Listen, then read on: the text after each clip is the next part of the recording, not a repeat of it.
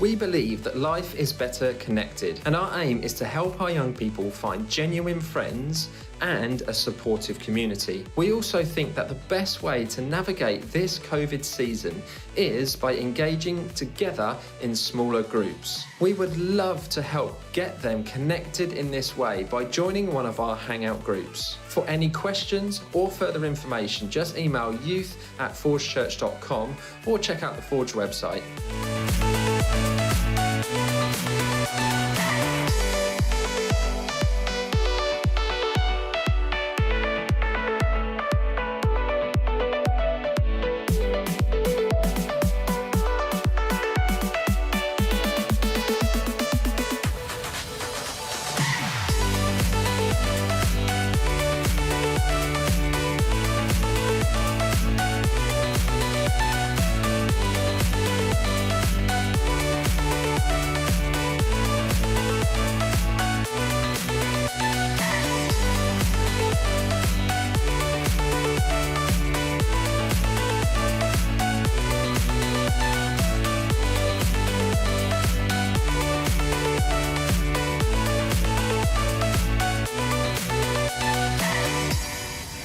Hello and welcome to Motion Live. My name is Tim. I'm going to be with you for the next half an hour or so, just walking you through an amazing programme that we've got planned for you guys. We're ending our series tonight called Afterlife, which has been our special Easter series.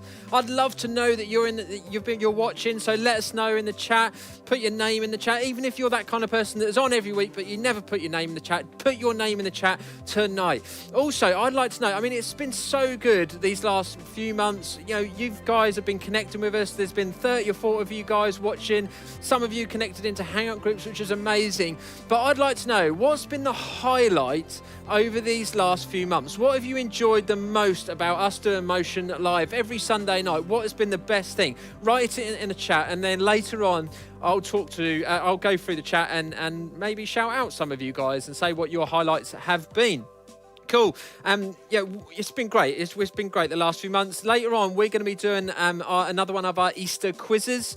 So if you haven't seen already, I'll explain a little bit more about what that means a little bit later on. Now, last week's Easter quiz was won by the Westmacott family. So let's see a picture of them with their Easter egg. There they are.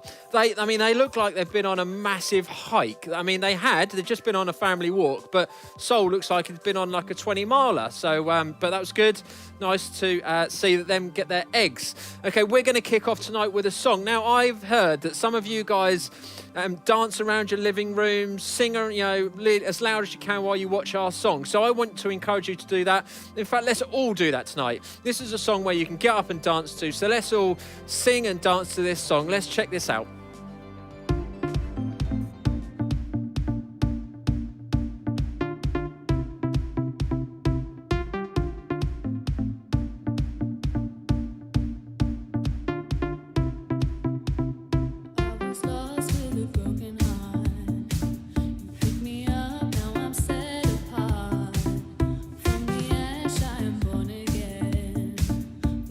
Saved in the Savior's hands.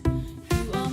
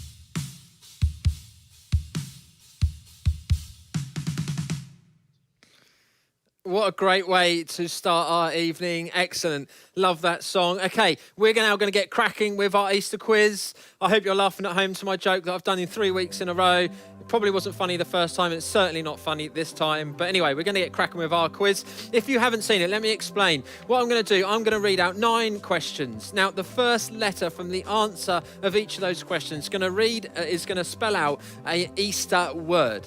Now, I'm then going to go live on our Instagram page, which is Forge Youth UK. If you don't follow us already, get following us right now. And then I want you guys to request to join me on our live Instagram. Then I'm going to accept one of you to join me, the first person to come on.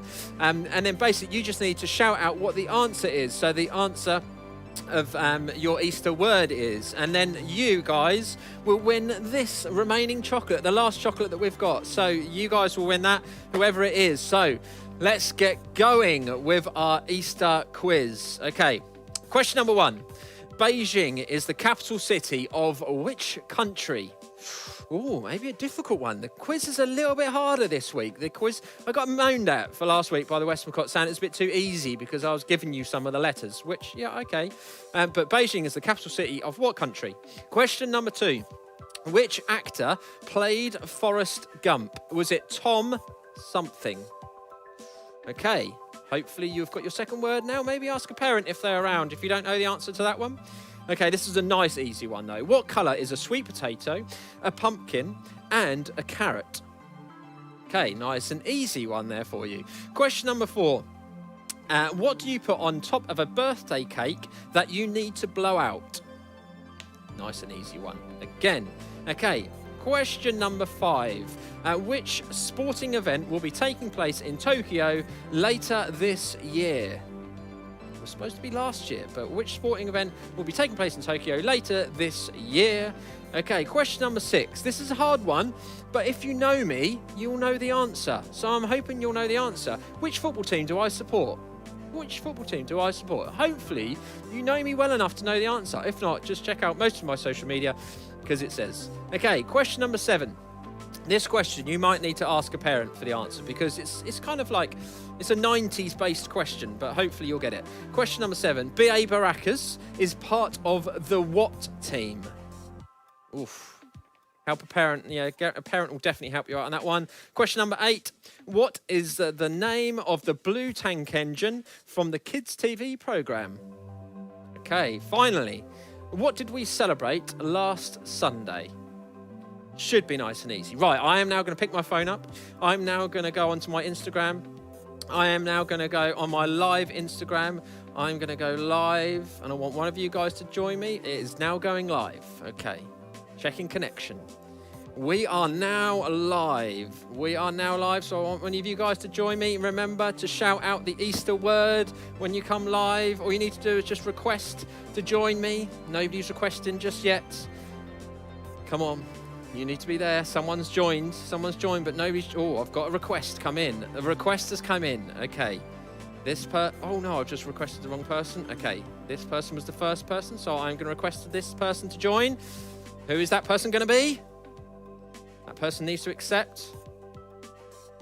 I'm going to turn it up so you can hear her. Hey! It's Betty. Hello, Betty. Hello. Yeah. What is the Easter word? It is chocolate. Well done. You have got chocolate coming your way this week. Well done. Thank you for joining us. See you soon. Bye. Excellent. Well done, Betty. Betty has won our final Easter egg. Right, I'm now going to look at the chat to see what's been going on in the chat. Now, I'm pretty sure in the chat earlier on, there was a little bit of controversy. Now, as you all know, Summer is normally the first person on every single week. Now, Noah, thought he's been a little bit clever. He went on straight away before Summer even had a chance to get on. But I just don't think Noah was actually on. And then Tim confirmed it later on. His dad, Tim, confirmed it that Noah's not even on yet. So he went on, went back off. So, Noah, you still haven't beaten Summer. So, Summer, you're still the chief of getting on first. Okay, let's see who else is watching. Noah, I'm going to say hello to you anyway, Noah. I'm not going to be rude. Hello, Noah. Paul is watching. We miss you here tonight, Paul. Summer, hello to Summer. Who else have we got watching? Henry, hello Henry. Mia Walsh is watching. We've got Xanthi, we've got Sam, we've got Zoe, we've got Megan, we've got Teddy. Hello Teddy. Teddy then goes on to say that rock, paper, scissors was his favourite thing over these last few weeks. We've got Jamie Perkins is watching. Hello Jamie, nice to see you. Betty said hello as well, and that was nice to see you on. Jemima says her highlight was winning the Easter egg. Well done Jemima, that was good. What else have we got? Yes, lots of people on, so it's great to see. We've got like over 30 people watching, so hello to everybody that is watching along live. It's so good that you have joined us. Cool. Right. Before we get cracking on with our talk, I just want to let you know about what's happening over this next week or so. Now, next week, we're going to do a social. Now, this social, we normally do socials on Zoom, but we are meeting in person to do a social here next week. I am so excited to see you guys. It just feels like it's been ages since we've seen you. So the rules have been kind of changed for church youth groups and things, so we're now allowed to meet you guys in person. So hopefully an email has been sent to all of your parents just to kind of invite you along, and if you want to come along, please just get them to reply to me so I know how many people are coming. We are trying to restrict the amount of people, so we're going to about 30 odd people. So please get your replies in straight away. If you haven't got an email, just email me, youth@forgechurch.com, to let me know that you want to come. Apologies if you haven't got the email, but hopefully it's been sent to all of your parents. It's going to be fun. We're going to have food, so bring along your own picnic. We're going to have games. We're going to have just time to chill out and just see each other. If you're concerned about kind of COVID-related stuff, we'll make sure that we keep to social distancing. We'll have hand sanitizer and all that kind of stuff. And most of our evening, as in pretty much all of our evening, will be outside. But if you do need toilets and stuff like that, then we have got the facilities here. So, yeah, I'm super excited for that for next week. So that will happen next week. So there'll be no Motion Live next week, but we'll be meeting together in person, which I'm super, super excited about, as you can probably tell. Right, we're going to get on with the final talk in our series called Afterlife. It's all about the encounters that 3 people had with God and actually what happened to their life after their encounter with God. So let's check this final talk out.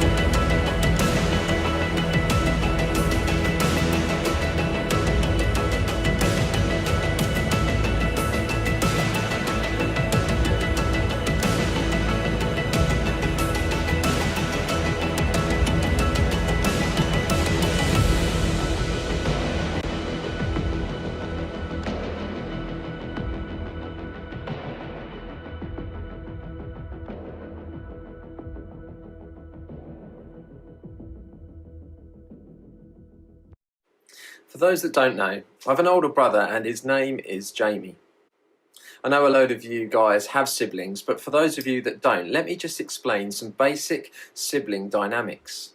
One of the best parts about having a brother or a sister is that you can blame them for stuff.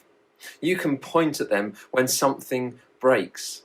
It's because of brothers and sisters, phrases like, they did it first, or it wasn't my fault, were invented.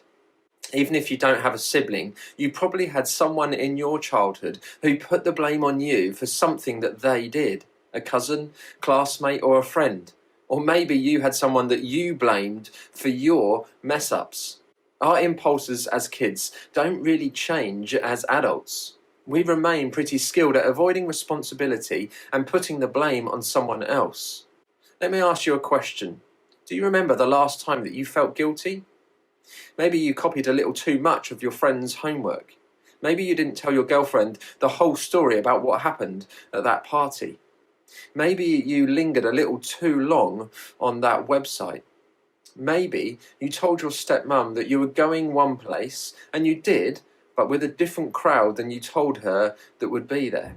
Or maybe you said that you were studying the whole time, but you really were just binging on a new show with your textbooks open. There are all sorts of things that we feel guilty about. And no matter how old we get, it seems that our reaction is just like a 5-year-old. We hide, stretch the truth, make up excuses, or try to cover it all up together. When we feel guilty, we get really good at hiding. We do everything we can to act as though nothing happened, even though on the inside we know what we did was wrong and it's eating us up. And this isn't just what we do with the people around us. If we believe in God, chances are that our guilt causes us to hide from Him too. We know God knows what we did is wrong, so we back away from our relationship with Him. It's easy to hide something we did from the people around us, but it's much more complicated to hide it from God. We can't actually run away from Him, so we just start to make Him less and less a part of our lives. Maybe you still go to your hangout group, but when the conversation gets real, you don't speak up anymore. Maybe you still show up to church, but you're really not feeling it anymore, and you don't even know if you want to feel it anymore.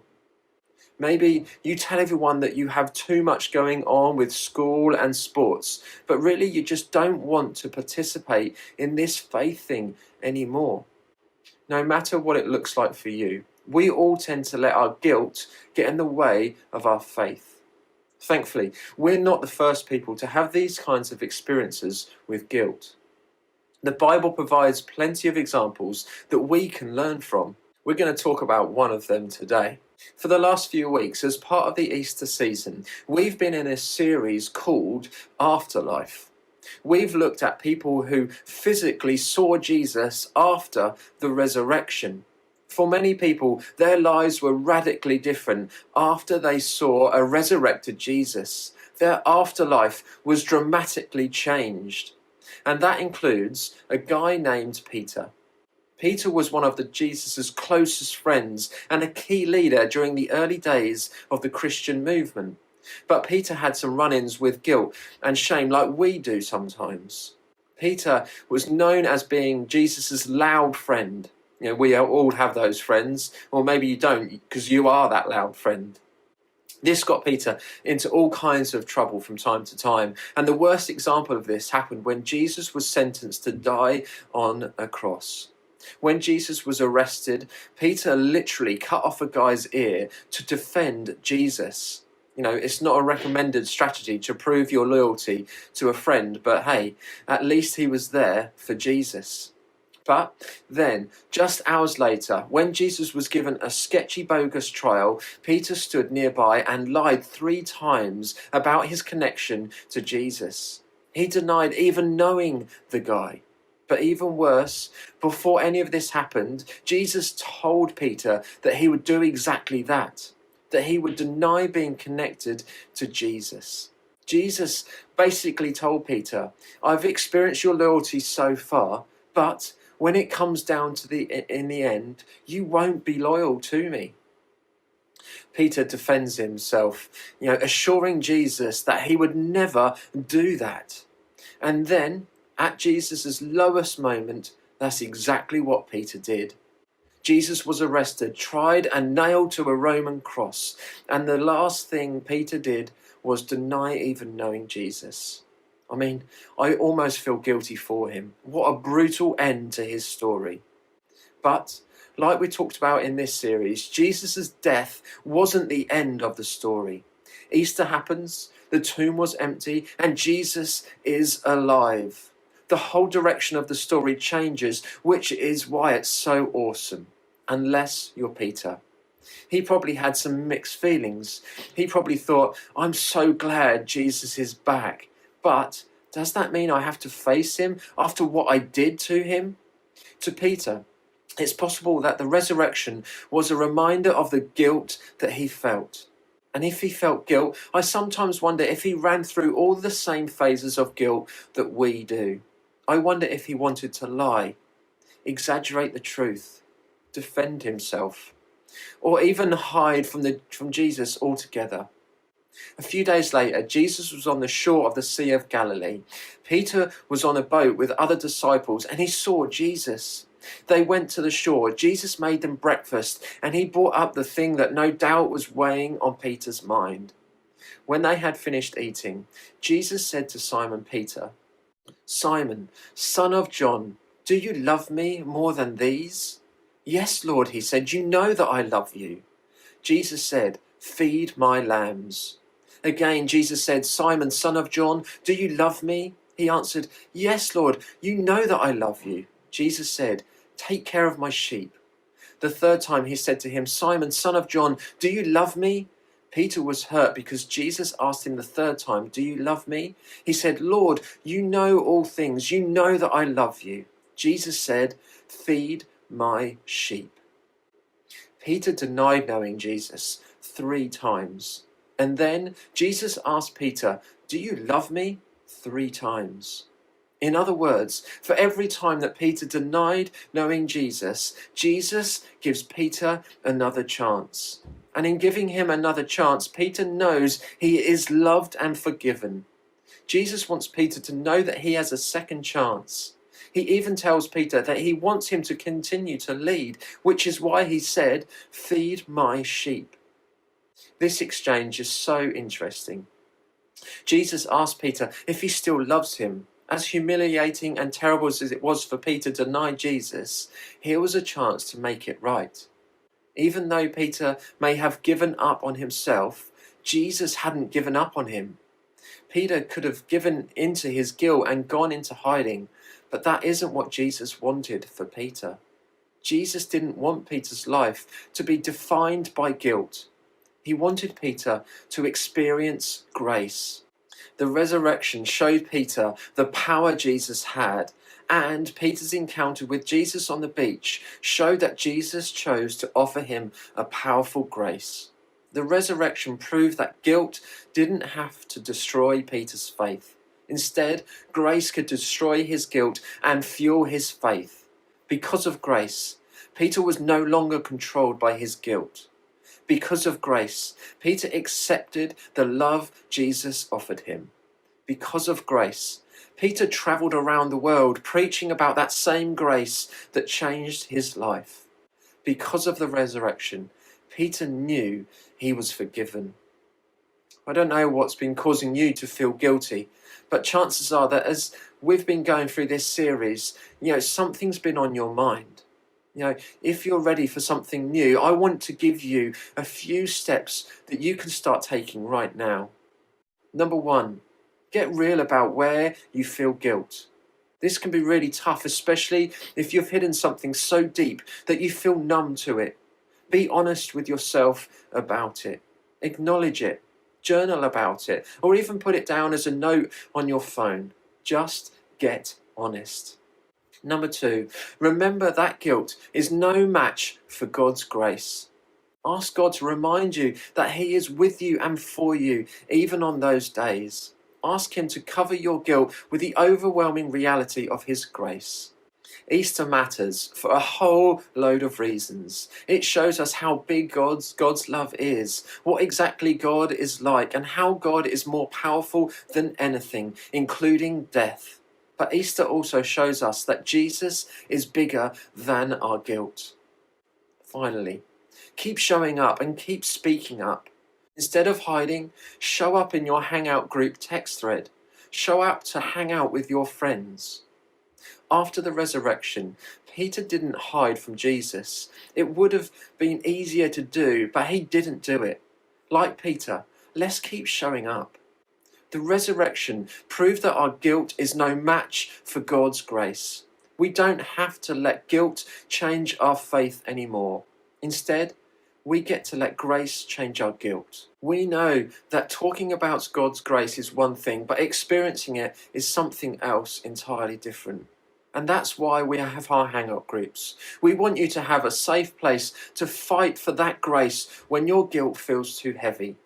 Hangout group is the safest place for you to discover this alongside your friends and your leaders.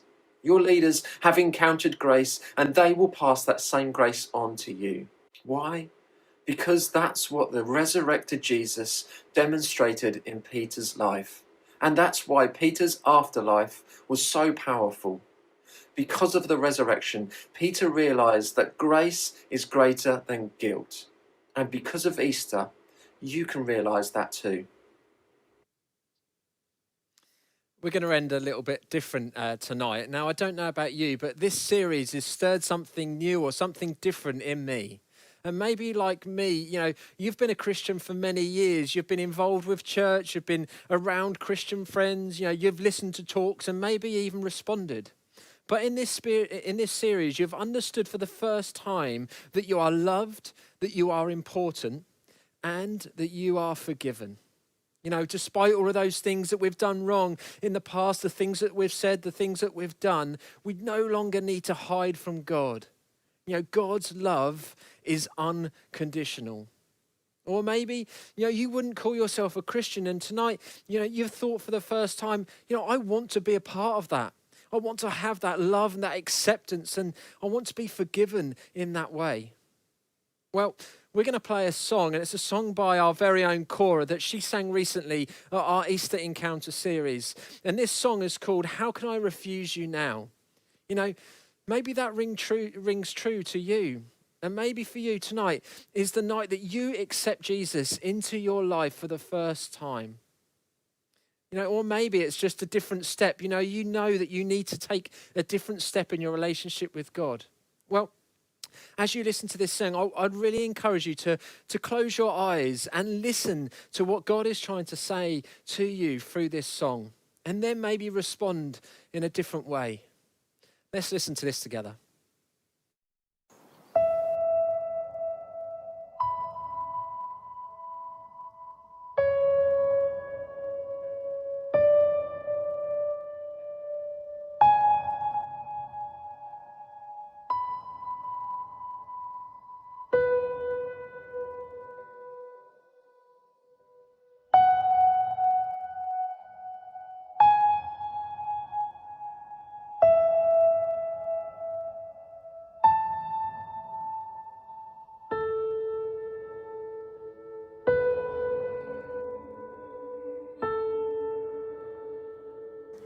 How can you refuse him now? How can you refuse him now? How can you turn away from his side? With tears in his eyes on the cross where he died.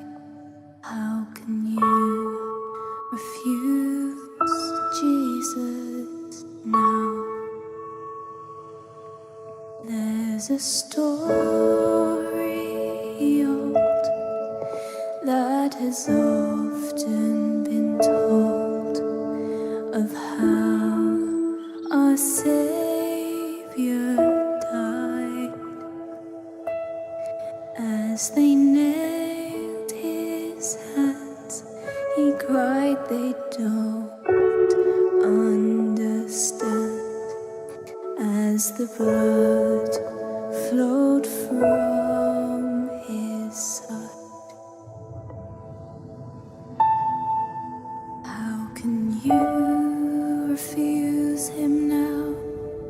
How can you refuse him now? How can you turn away from his side? The tears in his eyes on the cross where he died. How can you refuse Jesus now?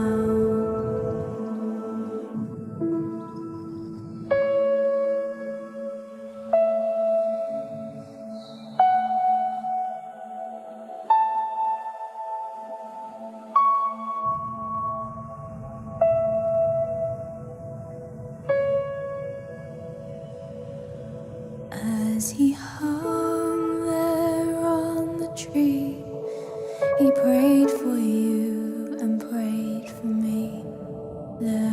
'cause no one is paid to weep. Before he died, he faintly cried, Father, forgive them, please. How can you refuse him now? How can you refuse him now? How can you turn away from his side? With tears in his eyes on the cross where he died, how can you refuse Jesus now?